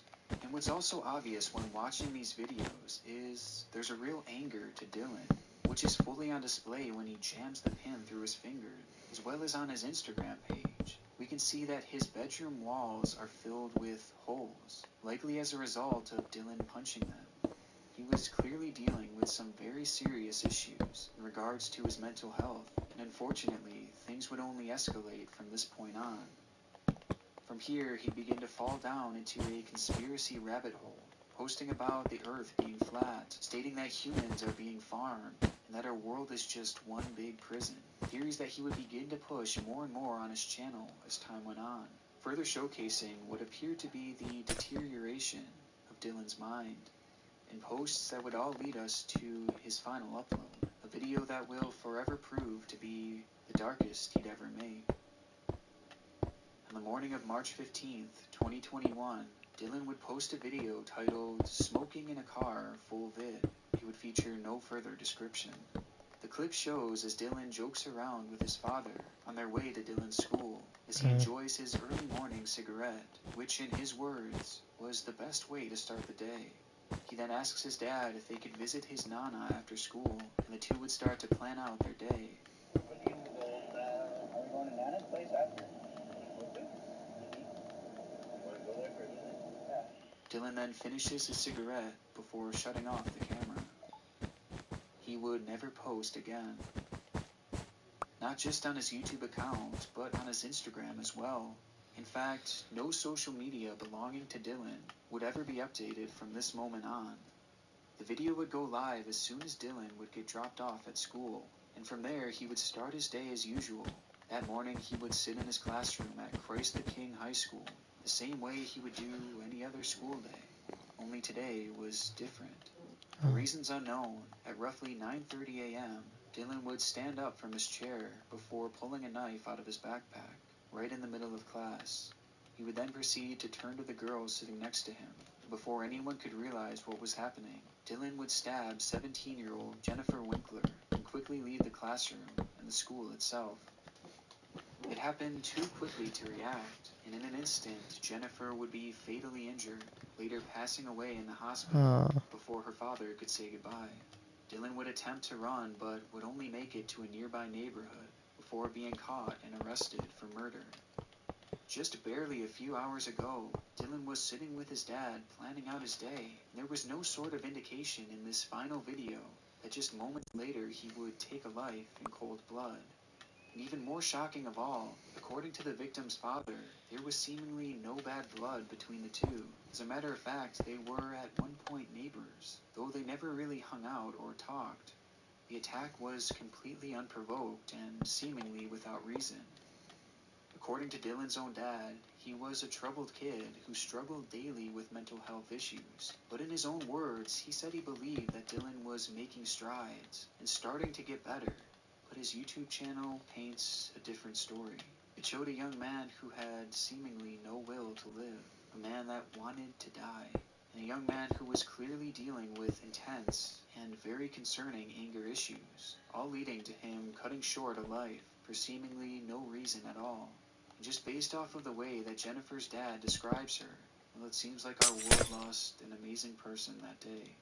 He was bright, Aww. smart, creative. She was just Jenny. I'm gonna miss her, and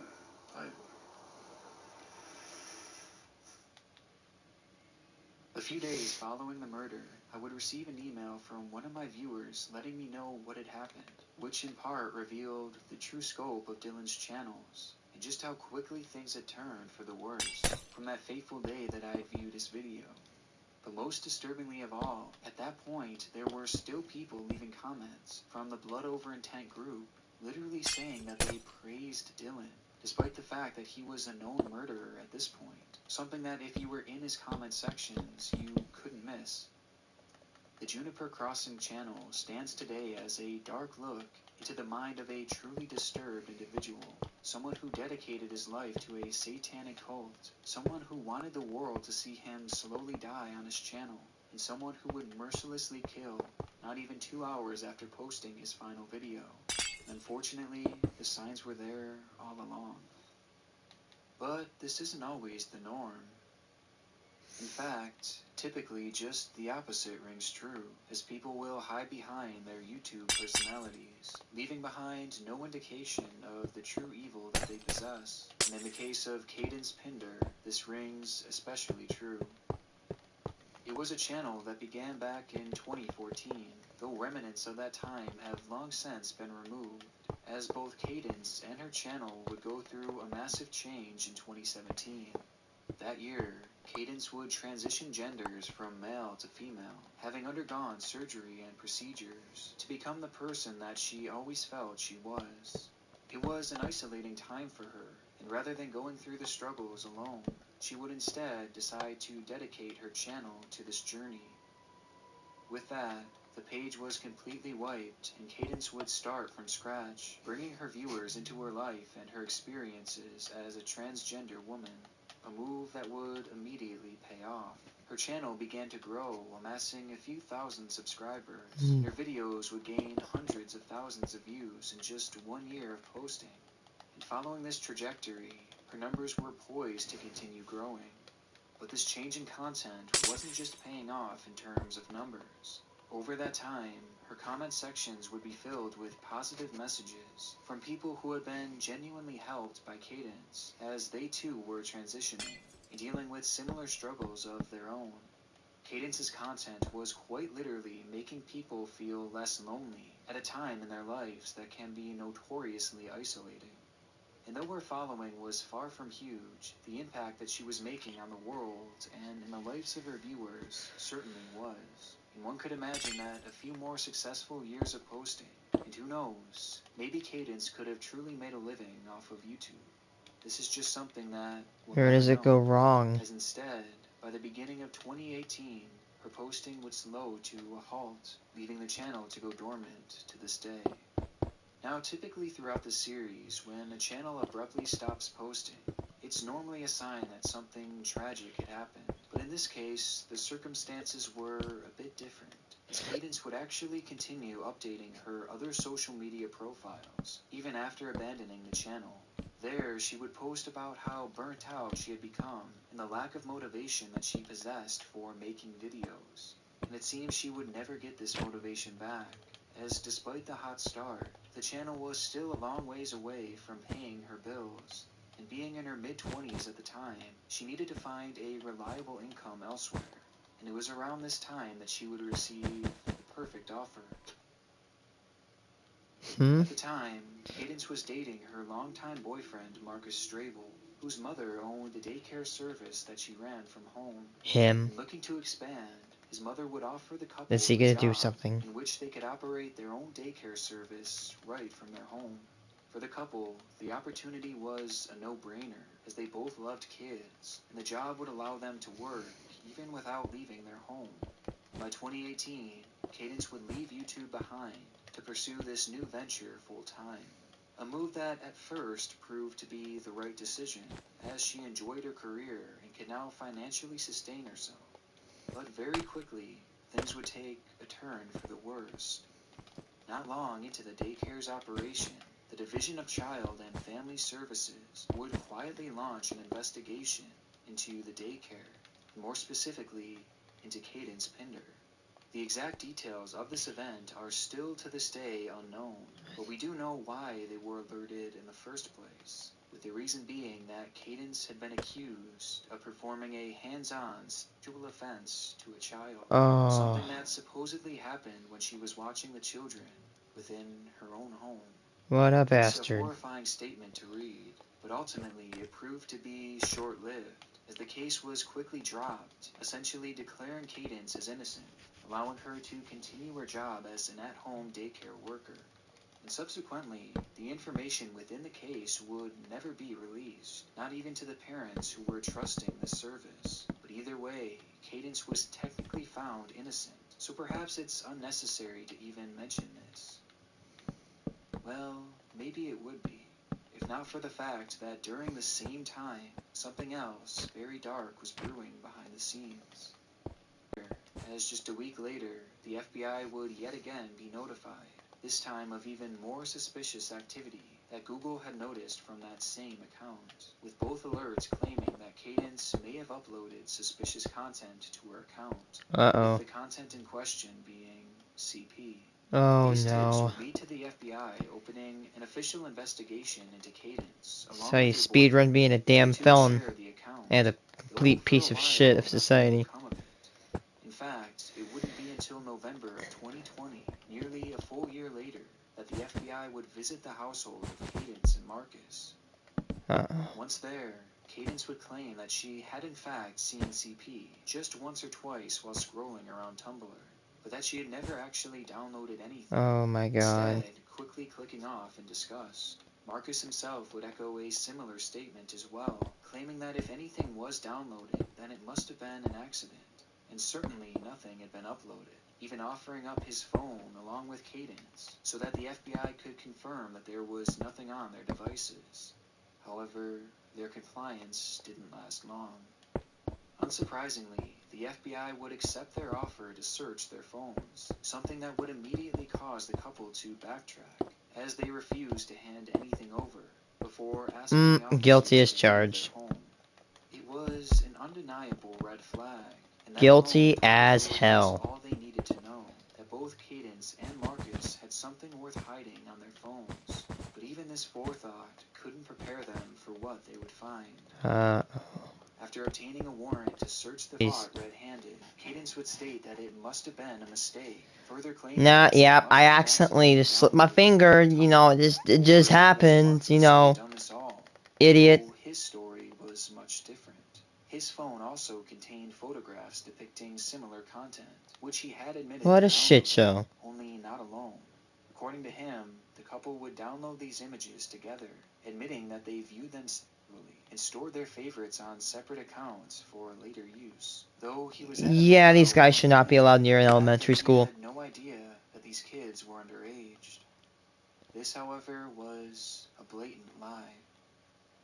Upon Yeah, reviewing the bullshit. images, the FBI would conclude You could literally, even dressed, you can really tell somebody. Like, if you looked at me, you could probably tell me, hey, you look like you're age 10 to 20. And that is true. I'm 17.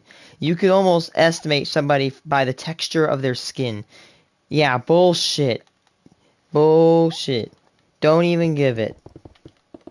Like, yeah, homie, your statements is as effective as using a paper boat in a bathtub. photographs could not have been mistaken. It ain't gonna last long. Show teenagers, or even preteens for that matter. Instead, the photos were of children as young as 3 years old. Same age as the kids that the two were watching over, alone within their home. And though the FBI had only received 2 alerts, the true scope was far worse than just a few photographs, as Cadence Pinder, the once budding YouTuber, had 125 pictures depicting CP, all within her phone. Far more That's than damning as hell.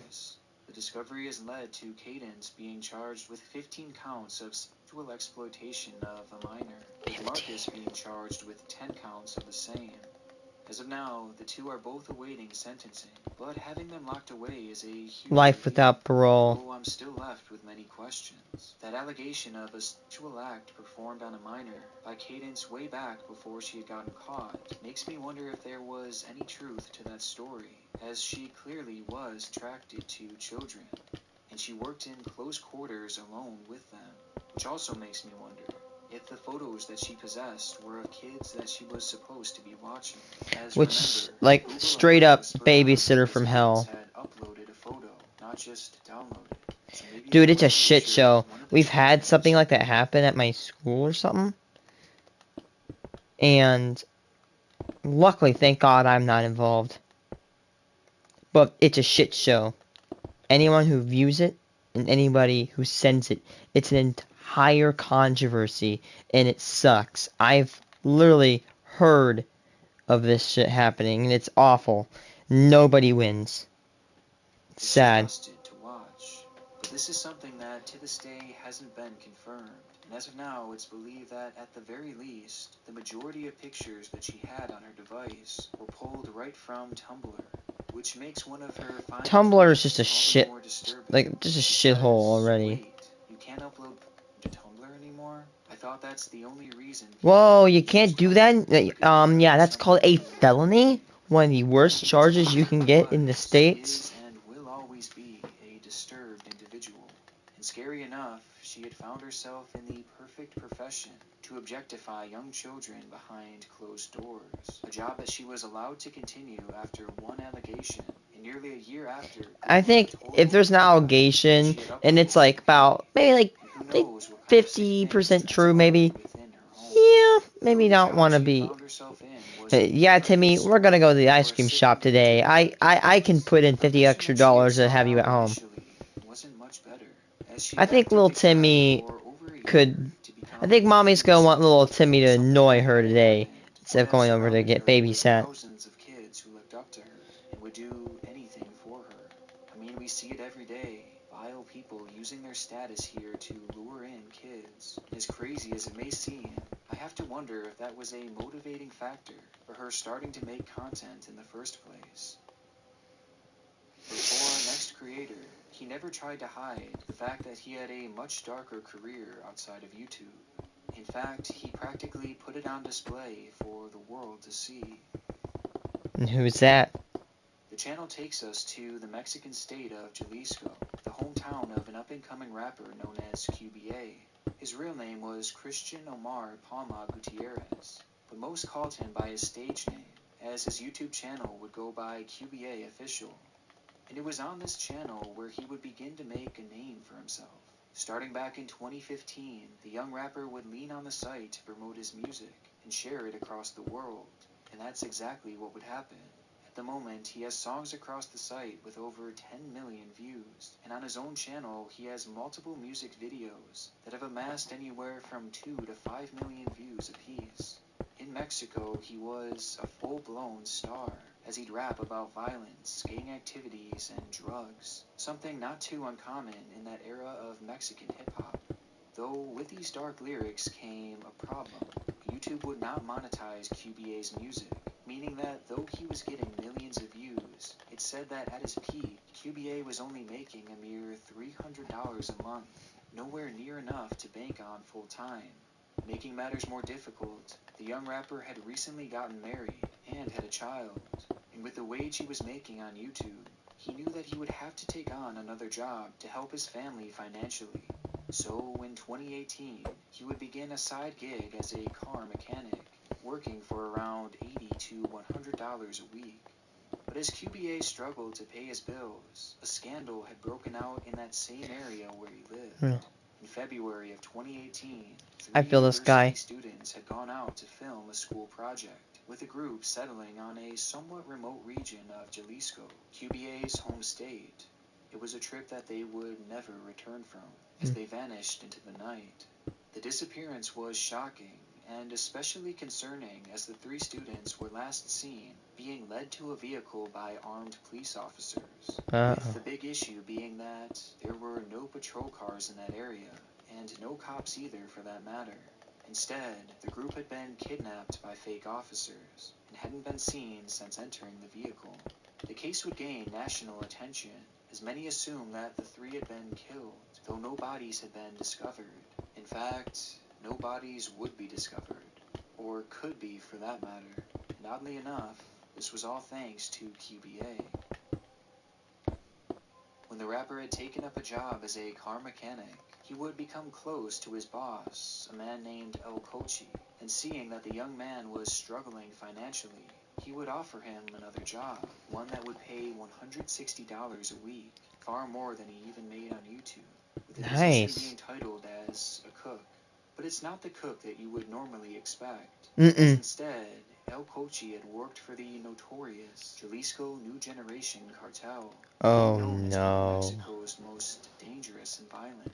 And the cooks were You don't screw with those guys. being practically relegated to dirty work and cleanup. You don't screw with the Mexican cartels. This kid tried to blackmail one, and he got killed. In which they had no idea that they were stepping on this gang's land, right in a location where the cartel was expecting another gang to show up. And thinking the students were with that gang, the Jalisco group would kidnap them, posing as police officers.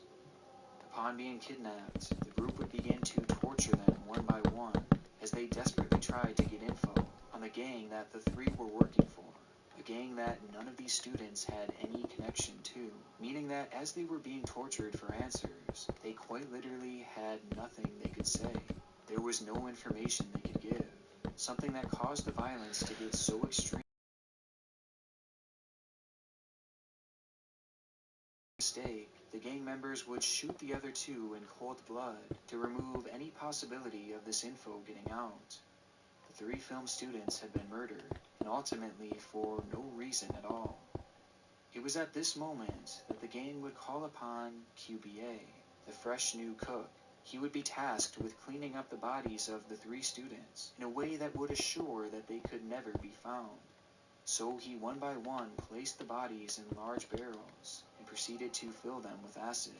Oh. The acid would break down the chunks of flesh into a soup-like consistency, turning the kids into a substance that was completely unrecognizable to what they once were, down a storm drain, being rinsed away and never to be seen again. Following the completion of the job,